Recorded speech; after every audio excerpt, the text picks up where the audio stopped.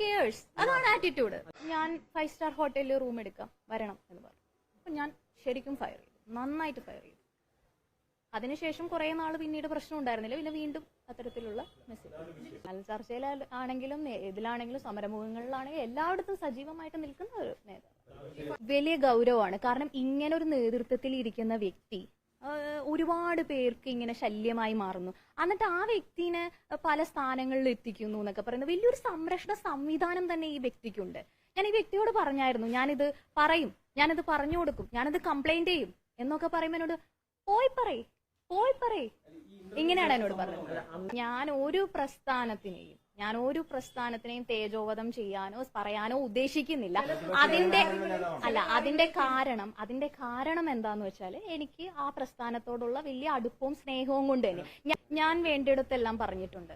പറഞ്ഞതിന് ഒരു നീക്കുപോക്കും ഇല്ലാതെ ആ വ്യക്തിയെ പല സ്ഥാനങ്ങളിൽ എത്തിക്കുകയും പിന്നീടും പല സ്ത്രീകൾക്കും പല ദുരനുഭവങ്ങളും ഉണ്ടായതുകൊണ്ട് ഞാൻ ഇനിയും മൗനമായിട്ടിരിക്കുന്നതിനോട് എനിക്ക് യോജിപ്പ് തോന്നിയില്ല. അപ്പൊ ഒരു ഇന്റർവ്യൂവില് ഞാൻ ആ വിഷയം, സ്ത്രീകളുടെ വിഷയം ഞാൻ പറഞ്ഞല്ലോ, ഹൂ കെയേഴ്സ് അതാണ് ആറ്റിറ്റ്യൂഡ്.